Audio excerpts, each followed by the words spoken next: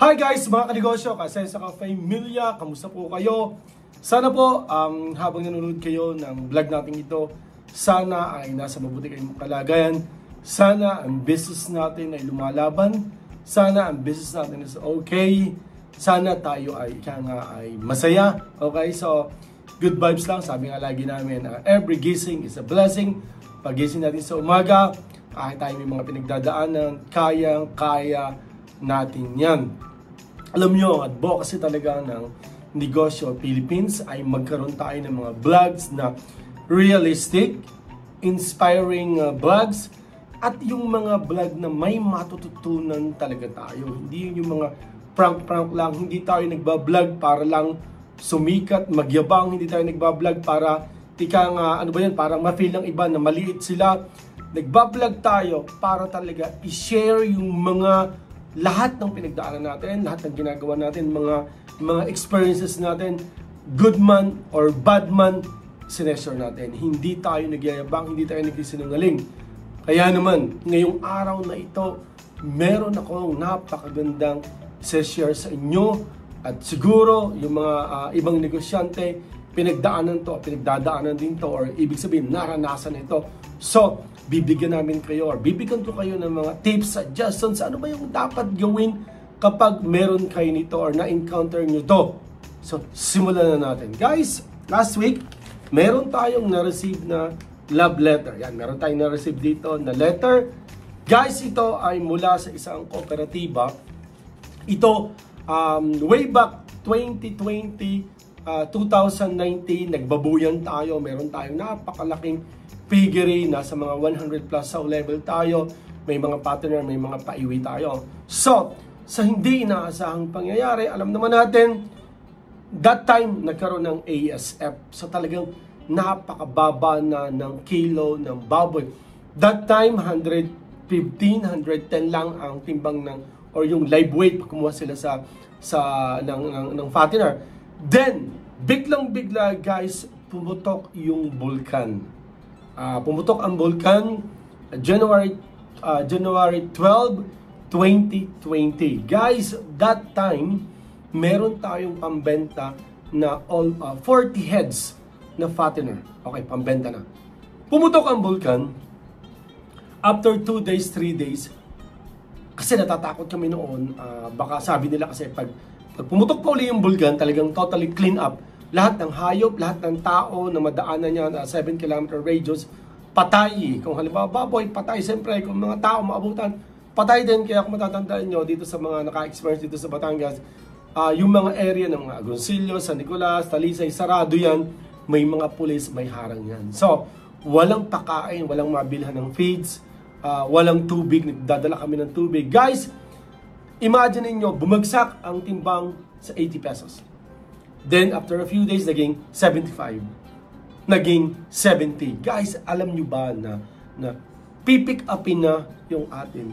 Imagine niyo guys, 70 pesos per kilo. Okay? 4 na po yung fattener natin. Okay? Imagine niyo guys, pipick upin na last minute, sinabi pa rin ng hauler or yung agent, shout out sa iyo sa agent ng hauler, nagkapera itong agent to noong pandemic, nagkapera ito noong putukan ng bulkan. Kasi yung mga tao, no choice, talagang kahit nga talaga ipautang siguro, ipautang na rin yung baboy, makuha lang yung baboy. So, guys, imagine niyo last minute, ginawa pang 65 pesos. Pero sabi ko nga, talagang papatayin nyo na kami. Kaya lang, no choice talaga. Kasi wala ka nang maipakain. Imagine niyo guys, ang fattener, pag-harvest, napakalakas kumain na yan. So, ilang sako ang kinakain araw-araw. Isa kami kukuha na ipapakain. Walang nagdi-deliver, walang supply. So, kami, ang amin talagang from Lipa City, nakakarating pa kami ng Batangas sa paghahanap ng feeds. Kung ano na ng feeds. Ang tubig, may drum kami, dinadala namin. So guys, madalit sabi, imagine niyo 40 heads na benta lang ng 65 per kilo. So magkano lang yung naging pera? Parang kung hindi ako nagkakamali, nasa mga almost 130,000 pesos lang ang naging pera. Samantalang, kung maganda yung bentahan talaga, yung 4 na po, napakalaking pera niyan. Okay, so talagang lugi ng malaki. And then yung babuyan natin, nasira. Yung mga inahin natin, so talagang sabihin natin talagang napakalaki na naging lugi dahil in-expect natin makakabenta tayo. Guys, during that time, natigil yung supply na kinukuha na natin ng feeds. Okay. So, may utang tayo. Siyempre, okay. Ha-harvestin na nga yung mga baboy natin. Nagkautang tayo. Medyo malaki rin siguro yung utang natin. Then, nag-pandemic pa nga. So, nung during pandemic, may mga pailan-ilang beses na tatawag or pupunta sa farm, naniningil. So, nakakapagbigay-bigay tayo. Then, na-stop na nga. Tayo naman, napatigil na sa lipa. Then, nag-rabbit nga tayo, naging busy na tayo. Sa katagal-tagalan, iba na rin yung feeds natin na nagamit. So, siguro sa sobrang busy ko, siguro sila rin may fault din na hindi sila nakapag yung maniningil nila ay hindi na rin sila nakakapunta, parang gano'n, hindi na rin nakakatawag, parang naputol na, parang ilang taon yun, guys, since 2020, ano ngayon? 2024 na. So, nagulat tayo, last week, love letter tayo. Okay, ano itong letter na ito, guys? Pakita ko sa inyo. Guys, ito ay collection letter. Yan, collection letter. Ibig sabihin, nung kolekta na sila ngayon, kaya lang, guys, napakalaki ng amount. Okay, then nandito yung mga in-order natin ng mga feeds, talagang detailed naman. So, pumunta tayo sa opisina. Last week nga, nagpunta sila, nag-text naman tayo, sabi natin, Friday yon, sabi ko makakapunta ako ng after lunch Monday. So, nagpunta tayo ngayon nga. Pagdating natin doon, nakilala pa tayo ng iba. Meron pa nga tayo ng isa na nakapunta rin sa farm. Sila rin nakapunta sa farm. So, in-explain naman sa atin, dahil nga nagkaroon na raw ng meeting, then, inamin naman nila, yung collection department ay nagpalit, natigil naman talaga ng pangungulekta. So, yun yung fault nila. So, ako naman, siguro sa sobrang busy, nawala na rin sa akin na may ganun pa palang outstanding balance tayo sa kanila. Guys, tumataginting na 274,999 pesos. Okay? 274,999 pesos ang naiwan nating utang. Ang masakit dyan, sinasabi nila na meron siyang interest. So, imagine niyo guys, kung may interest talaga for, let's say, for 36 months na lang, ay magkano na yon? So, aabutin ko siguro na mahigit na kalahating milyon or baka 600,000 pa nga. Kaya nga, guys, sa totoo lamang, ito, sabi ko, kakapakapa ko, iniisip ko talaga, siguro na kung talagang interest na 500,000. So, ang ginawa ko, of course, napunta tayo doon. Sinabi naman natin, pag-usap tayo ng maayos, honest mistake, which is sila naman, aminado naman sila, na yung collection department nila talaga, nagkulang din. Pero ako rin naman, yun din, nawala na rin nga. So, outstanding balance is 274,910, di pa kasama ang interest. So, pumunta tayo, nagpaliwanag tayo. So, guys, kung makaka-receive kayo ng ganito, normally itong collection letters, they will give 7 days, okay? After 7 days, hindi ka nag-comply, bibigyan ka naman ng demand letter, which is 7 days din yon para makipag-usap ka. And then yun nga, the rest is after nun, iba na yun, dadaling ka na nila sa court. So ngayon, kinakailangan, harapin natin, kinakailangan kung tayo may ganito, makikipag-usap tayo ng maayos. So pumunta tayo, pag-usap naman tayo, ma'am, ganito po, ano ba dapat natin gawin? Ano ba yung maitutulong nyo sa akin? Yung maximum na pwedeng maitulong natin sa atin. So nag-usap naman tayo. So okay naman, paliwanag naman, ganun. So tayo naman, mabuti na nga lang sa gandang palad, meron tayong, kaya nga may customer tayo. So ngayon, guys, pagpunta natin, nga, sabi ko, amnesty, baka naman po pwedeng bayaran natin yan ng installment or let's say, every first of the month and every 16th of the month. So maayos naman nag-uusapan namin. Then ang ginawa ko kagad, para lang madali talaga tayo makapag-demand. Alam nyo, pag tayo ay may utang o kung saan man, kung sa tao man, kung sino, tanda natin, pag may naniningil, hanggat hindi mo naman tinatanggihan, hanggat pabigay-bigay ka, yan naman okay. Anong mang mangyari, kahit saan kayo dumating, basta hindi mo kinakalimutan, nagbabayad ka, kung ano yung kaya mo, yun. So ngayon, para tayo makapag-demand, ang ginawa natin, binigay natin yung putal na, ito nga yung, nagbigay tayo ng 34,000 muna, 34,910, i-ginikas natin, then natiran tayo ng 240,000. Then yun, sabi niya, tinatanong na ako. So siyempre, medyo okay na, parang tayo naman talagang ano bang tawag doon? Talagang honest naman tayo na okay, magbabayad tayo. Kaya tayo nandito para ma-clear. Para just in case in the future, pwede pa tayo kumuha ulit ng feed sa kanila. So, then, sabi niya, binigyan tayo ng promissory note. So, binigyan tayo ng promissory note. Ang usapan namin naman, by Monday, babalik ako, mag-i-issue ako ng check or post-dated check. Let's say, every first of the month and every 16th of the month. So, Ang tanong, ang duration na lang yung pag-uusapan namin. So, kung 240,000, ang duration, siguro mag-as tayo ng, sabi niya kung ano ba yung talagang kaya. Guys, alam nyo, pag tayo ay mangangako, yung mangangako kayo na kaya ninyong bayaran. Kasi, halimbawa, ganito nga, company yung kausap nyo or yung supplier ng feeds, dapat kung ano yung iyong kaya. Huwag kang mangangako na hindi mo kaya na pahirapan ka talaga. So tayo, sa totoo lang naman, medyo may iniisip tayo. We have in mind naman na kaya natin yung gano'n. Kaya lang, mas papababain pa natin. Siguro, nung una, nag-iisip ako na siguro every first of the month and then 6th of the month, 10,000. So, for 1 year, bayad na yung 240,000. But, tayo guys, ibabargain pa rin natin. Makikiusap tayo. Baka po pwedeng 2 years, pag tayo nag-issue ng 2 years, ibig sabihin, mag-issue tayo ng check na every first and second of the month, 5,000. Ibig sabihin, 48 na check ang i-issue natin, 5,000.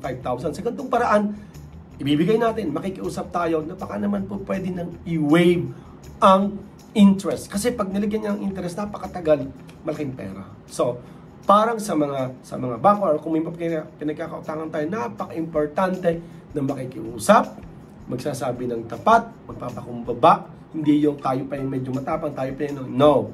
Babargain tayo, nakikiusap. Pag tayo nakikiusap, tayo yung mababa. So, hopefully, mapagbigyan naman nila tayo na i-waive na yung interest kasi medyo malaki yun. So, pero, pag pumunta tayo ng Monday, magdadala tayo ng 48 na cheque na PDC, the 5,000, first of the month, 5,000, second of, 16th of the month, every 16th of the month is 5,000, so 10,000, so 120 in 1 year, 240 in 2 years. Sa ganung paraan, medyo madali na, medyo magaan na, madali nang maki-bargain sa kanila kasi nandun tayo, willing to pay, meron tayong PDC. Sure, hindi na natin po pwedeng sabihin na, oh, ako na lang yung maghuhulog sa GCash o Okada, no? Hindi na rin pwedeng ang tag dito, panghawakan nila yan. Okay? So mas madali talaga kung mag-issue tayo ng PDC. So, sa mga kanegosyo, kaasin sa kapamilya, kung kayo ay may ganito na honest mistake or meron nagkautang kayo na sinisingil na kayo, pinagbabayad na kayo ng buo, eh saan ka nga kukuha ng ibabayad ng buo? Ay bigla. Pinakamaganda dyan, makipag-usap, makipag-settle, bayaran ng utay-utay. Alam nyo, kung kayo naman ang pinagkakautangan o kung sino man, hanggat kayo ay nakipag-usap, hanggat kayo ay nagbibigay ng kaya ninyo, yan ay maayos. Hindi na lalayo pa yan. Hindi na kayo makakasuhan o maipapakulong. No. Sabi nga, wala namang nakukulong sa utang. Meron din naman. Kaya lang, sabi ko nga sa inyo, hindi nyo na paaabutin yun doon. Makipag-usap ng ayos. So ako naman, sabi ko nga sa inyo, kaya nga pumunta kaagad ako. Nag-set anong ma-receive ko yung text na ganun. Oh, sabi ko, sige, pupunta ako. So, mas maganda yung hinaharap.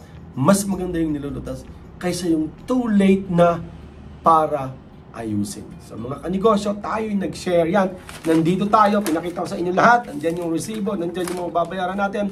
And imagine niyo kung sasabihin ko na hindi ko muna mababayaran. Siguro, bukod sa principal, isasama pa nila yung interest. Ay talagang patay na patay tayo. So, sa mga may credit card din, okay? Sa mga merong credit card, idagdag ko lang ako. Tayo, meron tayong credit card.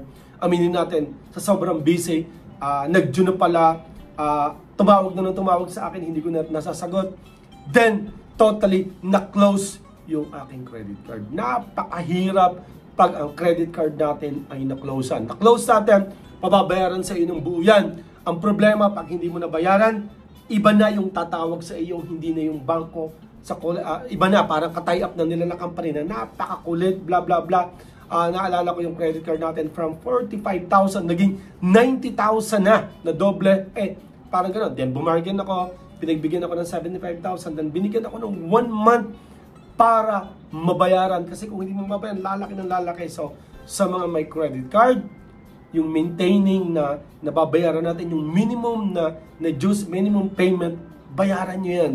Bayaran nyo. Kasi kung oras na maklosean kayo ng credit card, ang laki kaagad ng interest, and then may mga taong tatawag na sa'yo, hindi na yung sa bangko na kinunan mo. So, payo lang ang nakaka-stress yan. So, sa mga kanegosyo, kasenso natin, na may mga gantong cases, mga pinagdadaan, na may pinagkakautangan, ang payo ko sa inyo, hanggat kahit konti-konti lang, pa 1,000, 2,000, 5,000, hanggat nagbabayad kayo, hindi kayo mapapahamak dyan, hindi lalaki ang problema ninyo. So mga kanegosyo, ka-asenso, sana may natutunan kayo dito sa ating diniscuss na ito. Ito ay katotohanan na sana, of course, ito naman, sabi ko nga sa inyo, hindi na naman ito bago, sanay na rin tayo sa mga ganito. Pero ito, unay Diyos, kaya natin yan, of course. Yun naman. So, medyo nakakabigla lang na ganun kalaki. But anyway, sabi ko nga sa inyo, kung tayo masipag, matyaga, madiskarte, kahit ano pa man laki ng babayaran natin ang ating kinaharap, lahat yan ay kayang-kaya natin. Okay? So, mga kanegosyo, ka-asenso, nandito lang tayo, ang Negosyo Philippines, para mag-share ng mga katotohanan ng mga pwedeng kapulutan ng aral at maka-inspire sa mga tao. Okay? Kung may pinagdadaanan, palagi sinasabi ko, pray lang tayo lagi. Magsipag, magtyaga, maging honest lang tayo. Maniwala ka dyan, lahat ng problema ay malulusotan natin. So mga kanegosyo, sabay-sabay po tayong masenso. God bless at keep safe po. Kita-kits po tayo sa susunod nating vlog. Bye-bye po.